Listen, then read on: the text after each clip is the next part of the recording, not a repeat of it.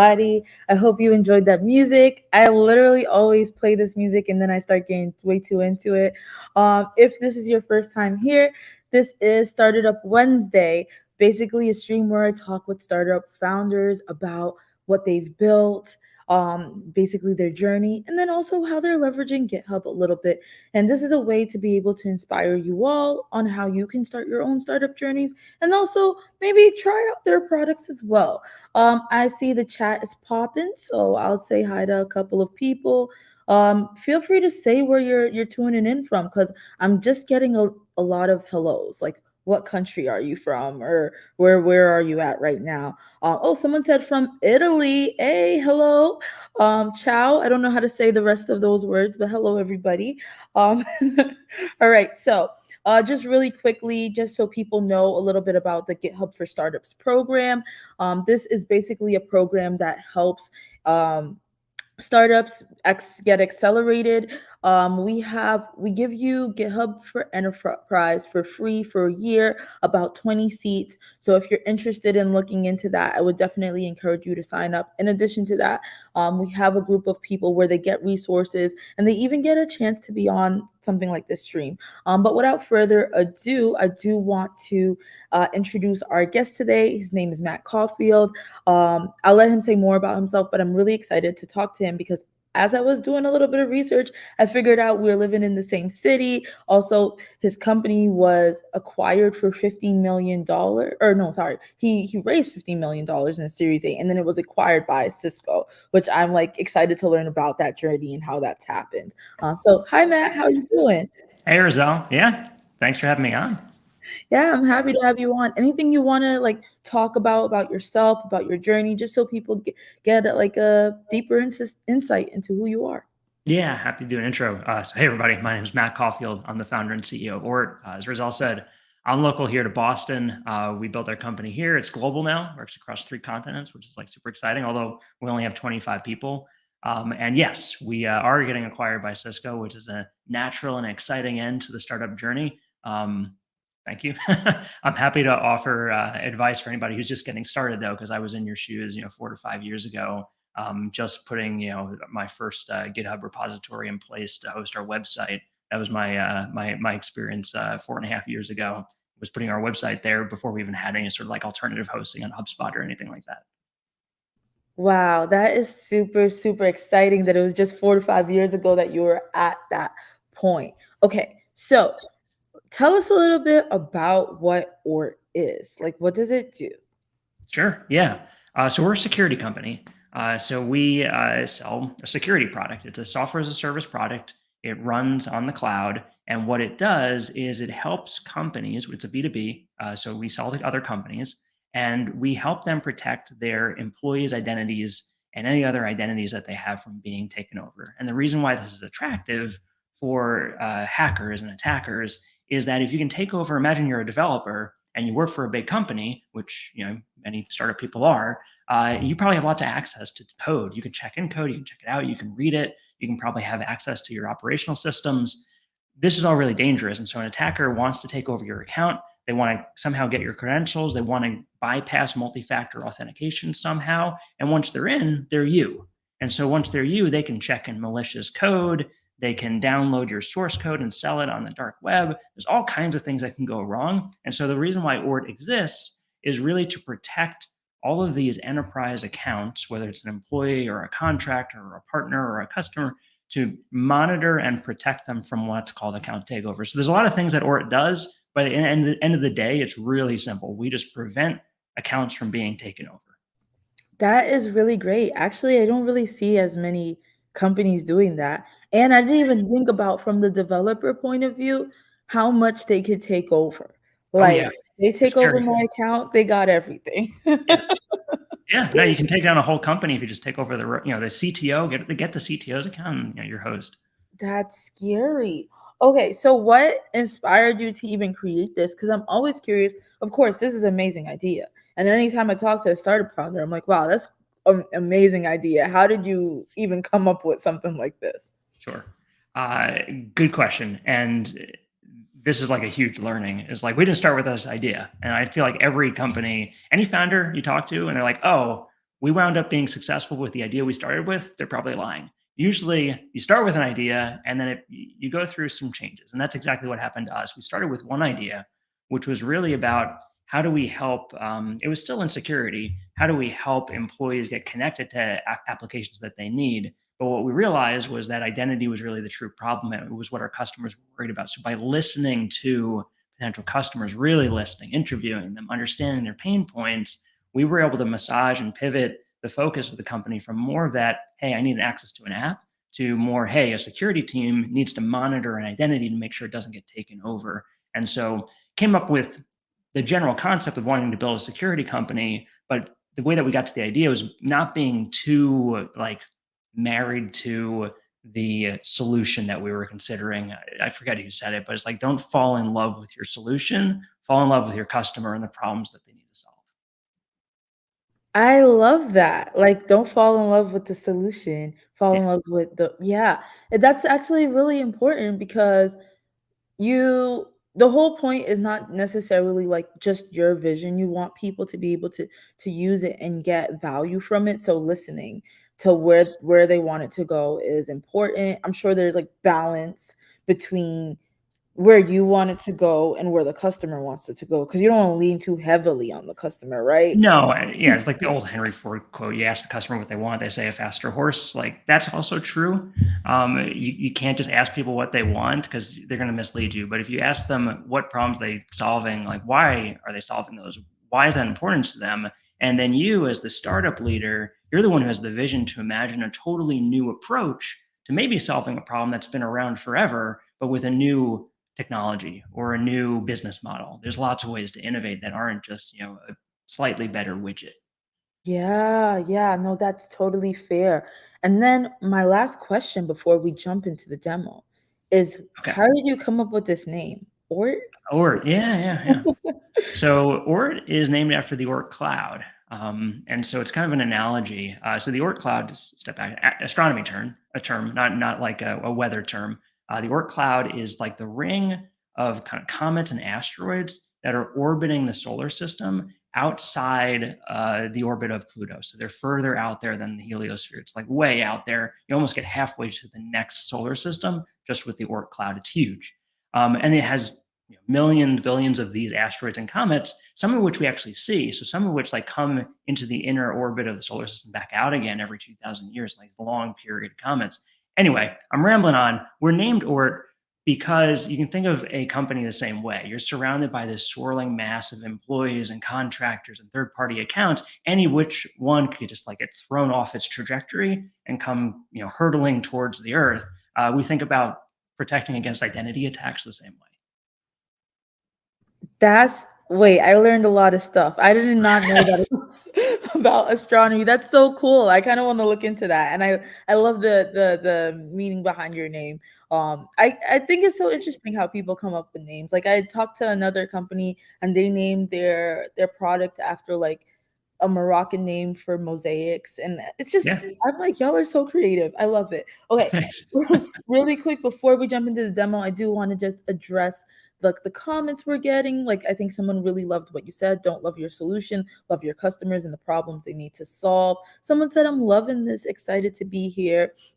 And we also have just more people telling us where they're tuning in from: South Africa, Pakistan, India, USA, Saudi Arabia. So really appreciate you all. I just wanted to make sure I like acknowledge y'all: Ethiopia, Brazil. So thank you We're so a we're a global company, so we've got a team in Uruguay, in South America, and we've got a team in Israel in addition to the US.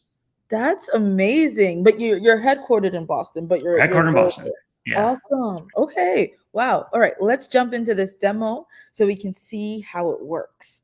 Yes. All right, let me get this going. All right. So what you're seeing here, and we'll keep this pretty brief, but I'll show you the demo tenant. This is all hosted on, sorry to say we're not on Azure, but we're on AWS. I'll go ahead and log in here to our demo, which we call Genie. Sorry, I'm battling my microphone to get access to my keyboard. No worries. Take your time. And then you got to see the authentication flow. So we usually go through this because we try to show customers that like, hey, we care about authentication too. We don't Mm. just let people directly into our product. We send them through all the bells and whistles when it comes to multi-factor auth. Anyway, eventually this is going to let me in. Here we go. Always nice to do a live demo on a live stream. Testing the Always fates. fun. Yes. And here we are. So quick high level. This is a SaaS product. We sell it as a service. We charge per identity per month. So if you want to monitor 50 identities, it's different than if you want to monitor 500 or 5,000. So we're pretty flexible. We work with small companies and big companies, but everything's driven based on integrations. We're a thin layer on top of the identity systems. So you could have identities in Azure AD, Duo, Okta, Google Workspace. All these have a concept of a user or an identity. And it's our job to understand what are those identities, what do they have access to, what are they doing with that access. And we recently released, as you can see in beta here, GitHub. I'm happy to talk about that one. Before we get to it, let me give you the high level. So the first thing we want to know is, of the dozens or hundreds or thousands of identities you might have in your company, what's their status? And so we've got like a flight checklist of each identity, what's wrong with it. And we look at things like no multi-factor configured. There's a little bit of jargon in here that security teams understand that not everybody might understand, but quick 101 is IDP is identity provider, HRIS is HR information system, MFA is multi-factor auth. So you can see things like, hey, you've got a bunch of users who have access to an application, but they're not using it. Well, if that account is taken over, well, guess what? Now the attacker has access to those applications, and there was no reason for you to have access to them. If you never log into, a certain tool, well, you might not need it. So, for example, you might have Asana, but you're not actually logging into it. You don't need access to it. We also detect identity threats. So, for example, let me take, since we're has such a global audience, new country for tenant. Suddenly, you might have users logging in from a completely new country that your business has no operations in whatsoever. And it's like, well, are they on vacation? Or is there actually something going on here? So our product is really good at detecting these anomalies of behavior. Like, hey, new user coming from a new device, from a new location, all of a sudden with a different form of multi-factor auth, that looks kind of weird. And so we're able to send these signals out. We can send them out over Teams, over Slack, over email. There's some more specialized systems in security like Splunk that you could send these alerts into. And then you can actually get those alerts and then dig in. So once you get an alert in Slack, you might come in here and see, oh, Brian Hayes suddenly coming in from a new country. What's the deal with that? They're coming in from Uruguay. Good to know. Maybe we can go and take a step back and understand Brian from a more holistic perspective and understand that, hey, his account is inconsistently set up. And so let's go ahead and just log him out of his account. That's one thing that you could do. So there's a lot of actions you can take in here. If, for example, you thought that you terminated somebody from your organization or they were involved in an attack, you might want to monitor their account. And so go ahead and just look up their account based on their email, see, okay, this user Alto, they're an external contractor, they're from Fort Lauderdale. You can really get very deep into what's going on with his identities, as well as what might be wrong with the account, so you can make it a little bit more secure. And then finally take action, like opening tickets or quarantine users. I'll end here on our dashboard. The end goal for us is really to give the security team a feeling that they've got it under control. That's what's missing today when it comes to identities. It's like, oh man, I've got 5,000 people who work for this company and I only maybe know, 24 of them. Like, who are the rest of these people? Like, are they a risk to my organization? Do I need to worry about them clicking on a phishing email? We're able to show you not only how many accounts you're protecting, but which ones are more likely to get taken over, and get you to be not only reactive to when that happens, we'll help you with that, but also proactive in terms of helping lock down those accounts so that if someone were to attack those accounts, it's less likely that they'd be able to get in. All right. Wow, this is Hopefully so that makes sense, Rizal. Yeah, no. So just so I make sure I fully understand, this is basically a platform that a company security team can use, and they can be able to monitor the like the safety or security of an employee's identity. So they Yeah. might be like, "Oh shoot, Rizelle's looking a little suspicious right now. She like let's tell her, let's make sure she has MFA installed, and let's make sure she's not being like her account's not being taken over." So that's what this does. This empowers security teams. You've got it exactly right. So we're empowering security teams to be able to, first of all, see that Rizal is acting kind of suspicious, and second of all, investigate what's actually going on with you, rather than having to call you up and be like, "Hey, what's going on? Was your account taken over?" Okay, great. Thank you. Yeah, sure. I'm sure, and I hope that never happens. But No, I hope so too. But at least we know we have your company to help out. I'm curious. Oh, I think you were gonna show something else. I'm excited about the GitHub integration, but I oh don't yeah, want to yeah, yeah. stop Okay. you. So let's talk about that. Great question. So if you want to hook this up to GitHub, super straightforward. You just need your enterprise name and a PAT token, and then we're able to pull in all of the user information, Okay. collaborators, audit logs, information about your organization, any outstanding member invitations. And what we'll do, let me just find a user who has this data. So in this environment, there's 6 who have this data. And for any one of them, let's go ahead and click in. And you would see some information about them here on their profile. Like you see their account was created in 2015. You'd be able to see what organization they're part of. And then you would be able to see any information about activity coming from GitHub in the activity view. But what most people do, they don't even get this far. They're just like, oh, show me users who are active in GitHub, and maybe they are, let me read these other filters. Maybe they are not even in Azure AD. So say you're using Azure AD, which is Microsoft's single sign-on system. You want to make sure that everybody who's in the main identity system, might be Azure AD, is also present in GitHub, or vice versa. Like you don't want any rogue accounts in GitHub that aren't present in Azure AD. That's a really common use case. Is like you don't want people logging into GitHub that aren't like somehow known to the rest of the organization. And so that's something that we'll often pick up on. Oh, interesting. That's awesome. And then how did you do this integration? You use the GitHub API and you're like making a call to like the user itself or something like Yeah, and that? I don't want to take the credit. So I lead a 25-person team that's a lot smarter than me. But yeah, they take an API token, the PAT token, they use the GitHub API, and then they're able to pull in information from the API about the organization, like the groups and the repositories and the member invitations and all that good stuff. Awesome. Do you mind if I ask a couple of questions that are No, coming in from the chat? yeah, that's why we're here. We have someone named, I hope I say your name right, Samar. They said, "Hi Matt, how do you gain the trust of your clients as it is a matter of security?" Ooh, that's a really good question. Starting a security company is hard. Starting any company is hard. Security is really tough because of that problem, Zamar. So you not only need to gain the trust of investors to invest in you, not only need to gain the trust of potential future employees to work for you. With customers, you need to help them feel like you're not only going to secure them and help make their job easier, but you've also gone to the length to secure what you're doing. Because if you screw up your product and you're ingesting all this data, it's a huge, huge problem. So what we've done is we've gone through security certifications. We have a SOC 2 Type 2 audit that we've passed, and that's something that we can hand to our customers and say, hey, we went through this standardized process with the SOC 2 Type 2, and that puts them a little bit at ease. But at the end of the day, showing that you have security expertise on your staff and be able to sit with that client and their security architect and explain how your system is built and your processes for keeping your production environment secure, that's usually what's required in order to win over their trust. So it's a little bit, it's not always straightforward. You can't just go check a box. It requires a little bit more nuance than that. Having a background in security and building enterprise products certainly helps. And so while working for a big company isn't for everybody, if you're building a security product, having worked for companies that have built security products before gives you credibility so that you can also talk with potential clients and make them feel comfortable.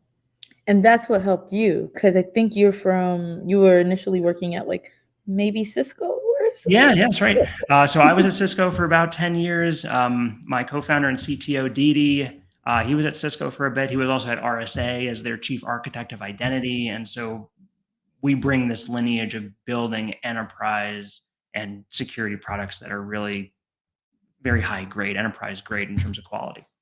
Awesome. Okay, so to gain that trust is having security experts and then getting those credentials like SOC 2. And then we have one more question about the demo. I don't even know if you're able to reveal this because I don't want you to give away your company secrets. Someone Okay. said, "May I know your auth solution that you're using? Why didn't you make use of Azure and you used AWS instead?"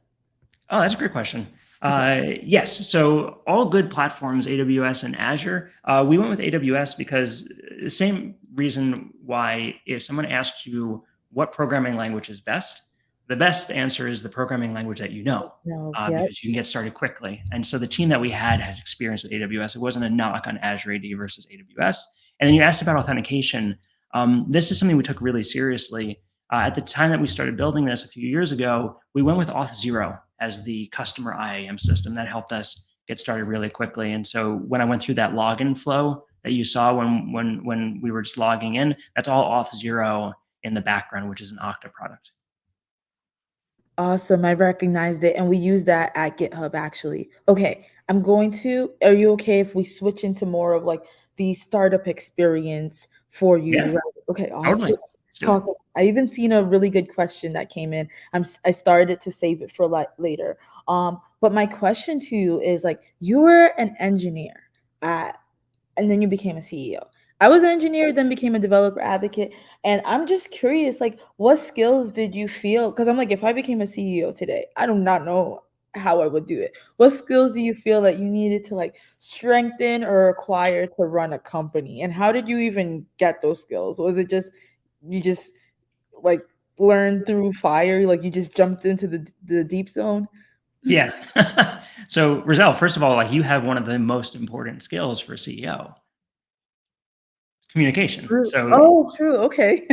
being able to communicate and kind of share a vision in a compelling and excited way is probably like the number one thing that you need to have is you need to know like what Mm, you're focused on, but being able to communicate that with all of these people that you never had to work with before when you're an engineer, you need to convince investors and employees and partners and customers to share in that vision. And so if you mm, can mm. describe it in a way that's compelling, that resonates with them and the problems that they're trying to solve, everybody needs to be convinced to join a startup because it's such a big risk at the very beginning. Yeah. Like if it's an employee, they're taking a bet on you and your vision. It's an investor, it's the same thing. If it's a customer, it's the same thing. And so being able to communicate that is really important. And that also makes a good engineer. So you can write code all day Mm. long, but if you can't talk to your peers, you can't collaborate in a group. And so hopefully those of you who are considering the startup path are those types of engineers who know how to have conversations with your peers and your higher ups and your customers, because that'll help prepare you really well. One mistake that I made that I wouldn't necessarily push on anybody was the trial by fire. I left an engineering Mhm. job and went direct at a big company and went directly into founding a startup as CEO. I think there's an easier path in, a little bit more gradual. You can work for a big company, pick up all the skills that you need in terms of how do big companies build software, then get into maybe a Series A, Series B, Series C startup, get your feet wet as an engineer or as a product manager or some kind of role, just so you can see what's what and what the hardest thing to understand is what good looks like. And so knowing in that environment what good looks like, what bad looks like, picking up those pattern recognition skills, and then going to start a company. If you want to go my path, you can. It's hard. So you leave, and then you need to pick up all the skills on the fly. So you need to pick up the ability to work with each of those contingencies. Like I said, you need to Yeah. pick up the ability to create a large vision and communicate that, to set a strategy, and then to actually work that into reality with a team. It's a very not very different than engineering skill set. Analytical skills certainly help, but adding those abilities to relentlessly communicate and really stick to your vision, I think those are things that you don't necessarily learn in that engineering track. Yeah, interesting. No, this is all good advice. Communication is key. Making sure that you know how to like communicate with all these different stakeholders is important.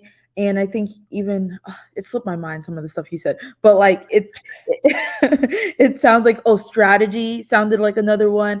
And then I think what you gave about like working at different types of companies is really good advice because I think maybe you might be like, oh, this is the one company I worked at and I want to be able to replicate that success. But if you go to different companies and work on different teams, you'll be able to be like, wait a minute, success can look different for different situations.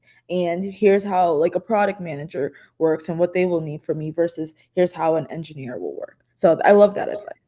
Yes. And the other thing that no one's prepared for, especially coming from engineering, is shifting your mindset to like go to market.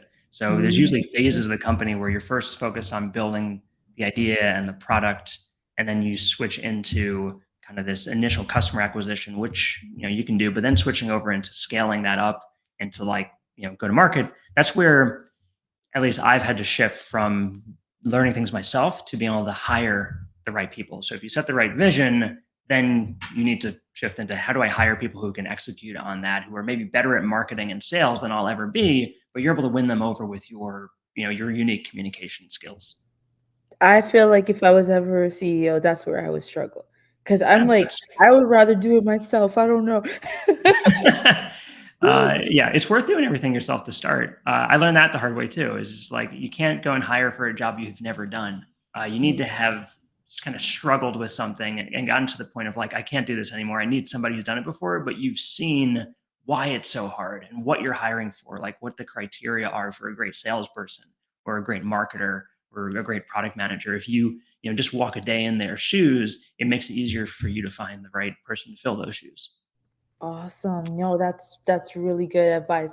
And then my other question to you is just like, what exactly does I know that startups fundraise for money. What does that look like? How are you even able to raise 15 million in your Series A? Because that's a lot of money. Yeah. So startups don't have to raise money. Every startup is different. That's a path that you can choose to go down. And if you choose to play the VC game, which we chose to do, that's one way to do it. And it has certain rules that you need to follow. I'll talk about that. But there are lots of other paths to get there. Government provides lots of interesting grants, and many companies are started based on government grant projects. Some people will be able to bootstrap, maybe starting as a side project. Maybe you've got some personal savings and you can go and try to bootstrap something from the ground up without taking outside capital. They're all viable options. VC is certainly seems to be, from my perspective, the most common from the people I talk to, but I'm in a bit of a bubble with other VC people. So the VC game is interesting. We started with a pre-seed round back in 2019, shortly after I left Cisco. And then we did a seed round the following summer. And then we just raised our Series A last summer. So in total, we've raised 15 million. The pre-seed was about 500K. The seed round was about 4.5 million, and then the Series A was 10 million.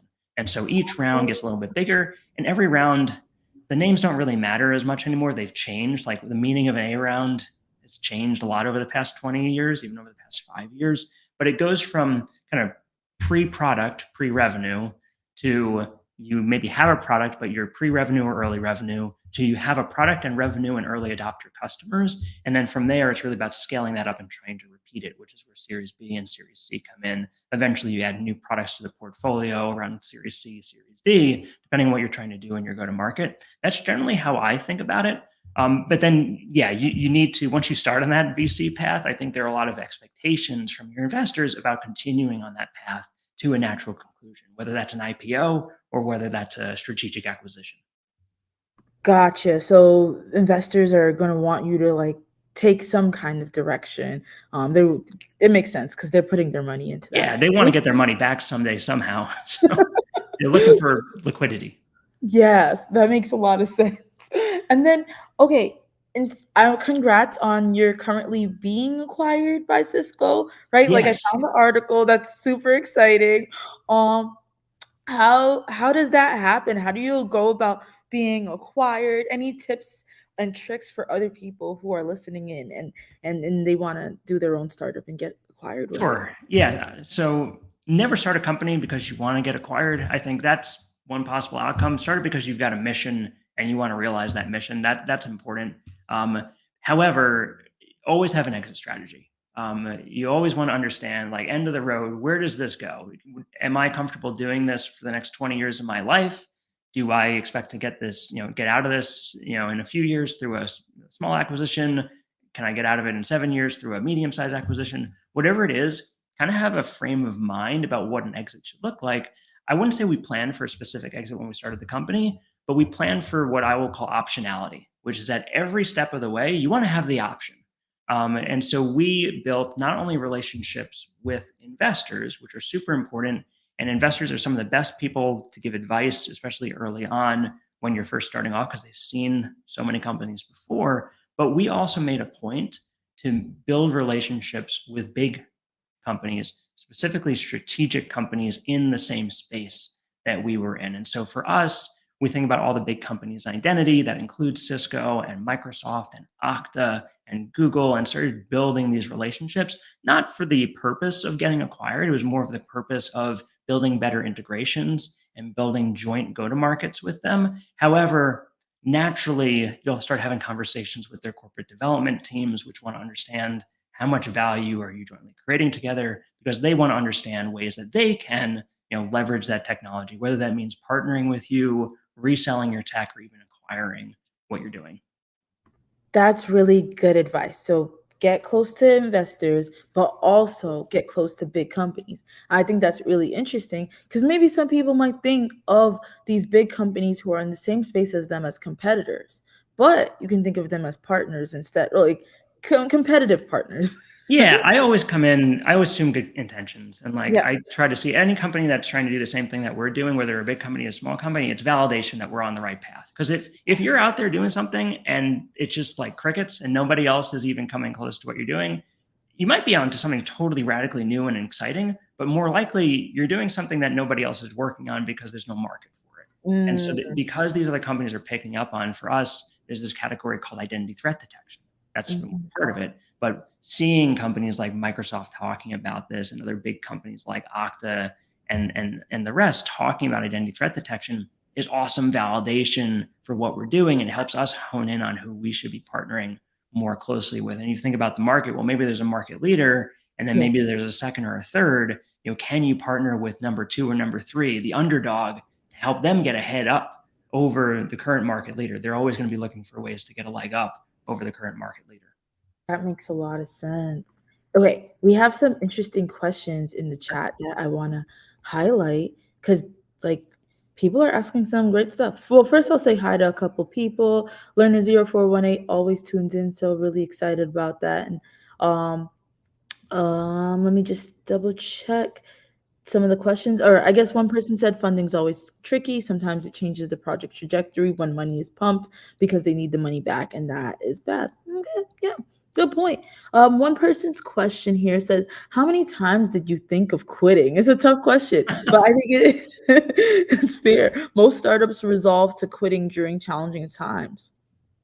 Okay. So this is a superpower you got to have, is persistence.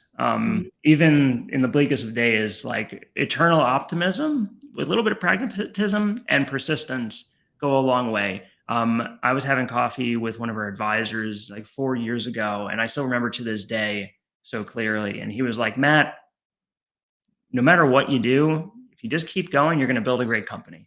You're just going to remember you keep going. And great CEOs are the ones who just don't quit. And there's a point at which that becomes foolish, and you just got to read the writing on the wall and throw in the towel. But as long as you got options, as long as you got money in the bank, there's always a path forward. And so I've stuck with it over the years, and that resolve to not quit is a big part of the secret to getting to a natural and exciting outcome. For me, I don't know where I get that intrinsic kind of optimism and persistence. Like my parents, I guess it's hard to explain. It's just who I am. I can relate with the feeling, although I'm not a founder. I think in tech, sometimes people might want to quit, but I'm like, stay in it. Maybe you'll find a different company, a different team, or different like department. Maybe you don't want to be an engineer, be a product Yeah. manager or designer, but there's going to be something good that happens. One of the hardest things I'll say is like, I'm like an ideas guy, so I'm constantly coming up with new ideas, is staying on one idea for like Oh, multiple years. It's just like ignoring like all these other cool side projects you could be working on that came into your brain as like a shower thought. You just got to like write those down and put them in a notebook and like come back to them in a few years when you have time. Because you just got to stay really focused on whatever the current strategy is. that's got to be hard. Yeah, Yeah. because I was like, wait a minute, I have a really cool idea. Yeah, it happens. Someone said, "How many iterations did you go through before building the product that is being acquired by Cisco? Sorry, have you worked on other startups before this one? And if so, what are some of the lessons you learned that helped with this one?" Yeah, great question. So before building this product, we had one product before this that we pivoted off of to focus on this identity product. So that answers that question. We had one before, and then before that, we had a concept that never made it off the drawing board. But that's one that we didn't build, but we tested it with the market, which is why we didn't build it. So let's call this product number 2 or 3. Anyway, and no, I haven't worked for other startups before. However, when I was at Cisco, Cisco was a big company. They had a lot of internal startup kind of competitions and kind of new idea incubators. And I ran the Boston innovation team, which did a lot of that work with larger companies. We co-developed a few projects with Google and Microsoft and Verizon and Comcast, which were built from scratch. And so having that experience of building something from scratch at Cisco wasn't all the experience I needed to start a company, but it was a good chunk of the experience you needed. Because oftentimes, if you're in a big company, say you work for Microsoft or even GitHub, there's a huge code base that you're contributing to that lots of people before you started on. Having that experience of starting from nothing, from just creating your repository and it's empty, and then going from there, that it's exciting, but it's also really daunting. So having experience with that's super helpful. Yeah, I agree. I can't imagine. um, Someone was asking, and I think this was just in reference, I guess, when we were talking about having a security expertise. They were saying, is it compulsory to have an expert on your team during startups? Because most startups don't really have the funds to get expertise. Yeah, I think it's worth kind of reconsidering that question of like, what is your expertise? And if you're building a company, investors will be asking the question, why are you or you and your team, your co-founders, you the people to build this company versus anybody else in the world? And so being able to come with a credible story about like, here's why I was born to build this company and execute on this mission because I've done X, Y, and Z. Having that figured out is important. And if you don't have that expertise, go get some. Go work for another company in an area that you want to get into and just get your feet wet so that you can have some credibility when you want to go and do it yourself. Love that. Yeah. You will have expertise. Make sure you highlight the parts that make you you. Yeah, Uh play to your strengths. Like, don't judge a fish because it can't climb a tree. Just like everybody's got things that they can really do, and ask yourself, what do you know that maybe not everybody else knows, and maybe there's enough there you can build a company around, maybe not. yeah, I love that. And then let me just double check. How many years of working in the industry should you have before making a startup company? Someone asked. Good question. I worked for 10 years at Cisco. That was my first full-time job. So for me, 10. Could I have left after 7? Probably. I've seen plenty of people who do kind of 3 years in a big company and then 2 years at a startup, and then they start their own thing. So I don't think there's any right answer to this question. But I think you want at least a few years of bigger company experience, or just like not your own company experience. There are lots of exceptions to that. There's the Mark Zuckerbergs of the world who just went off and built their own companies without having to work for a big one previously. Yeah, no, that's so true. There's no little, like, no required time. And then, okay, I have to make sure I'm noticing our actual time. We have about Yes. 6 minutes left. Now I'm thinking there's so many good questions Are there any in. required questions we need to get to? Or is that Let me just double check. Um, to be honest, I really do feel like I think my only last question I would ask you, before maybe we like switch into some of the more fun questions, okay? is just like, what is like your you've given a lot of good advice, but what is like your like general advice that you want to give to aspiring startup founders? Yeah. You'll never know until you start. So, Mhm. and no time to start like the present. If you have an idea and you want to see if you can execute on it, get going and ask for help. Don't be afraid to reach out to people around you. Everyone you talk to is going to be excited that you're starting a company and try to help you out. I learned that just leaving a big company, people are excited. They want to see you succeed. Everyone's rooting for you, and just knowing that in your heart of hearts that people want you to win. There's very few, if any, people who are hoping that you don't, it doesn't work out. So just recognize that. I love that. That's such a nice positive note. Yeah, people want to see you win, ask for help, put yourself out there. That's so good. All right, we're going to move into some of our like more fun questions, Okay. Just Right. Okay. So, one of my questions to you is, what's your most used emoji? Mm. I'm a huge fan of the grimace face. The one that's like the square mouth like Yeah, yeah, yeah, yeah. Just I like, use that one a lot too. A lot of different things. Okay, and then what's like your favorite app or most used app on your phone? Oh man, most used is probably my email and my calendar and Slack. Yeah, Favorite I app, see you all over. my daughter and I play this like downhill like sledding or skiing game, Oh, where you have to like jump over rocks and things. It's always fun because we play oh, it that's together. so cute. Oh, I think my camera Oh, we overheated. lost you. It always does that. Can you hear me though? Yes. Okay, cool. I hate when it does this. Okay, here we go. um, okay. Besides, I know you worked at Cisco, you worked at this job that you founded. What was your well, no. Oh gosh, I'll still talk though. What was like your least favorite favorite job? Did you have any that were like maybe like retail or something like H&M was not for me. I was not Mm. good at folding clothes or bringing people up. Yeah. Least favorite job. In high school, I worked at the tennis shed Okay. in in town, which was like this old beaten down shed for the community like tennis court. And I would just sat there all day. Nobody ever used the tennis court. But I just had to sit there for like, hours at a time, just waiting for somebody to come by. And then if they did come by, checking that they had whatever, a badge so that they could actually use the tennis court.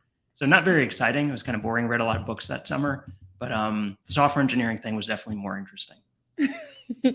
Love it. And then my last question, I normally ask people like what's your favorite Beyonce song? But if you don't have one, what's your favorite song in general? I also went to the Oh Beyonce man, concert yesterday, so I have her on my nice. mind. Favorite song? Oh man, I don't know. I'm a music guy, so in college I led the marching band at Cornell. Oh, So yeah, definitely enjoy music. I don't know if I can pick one.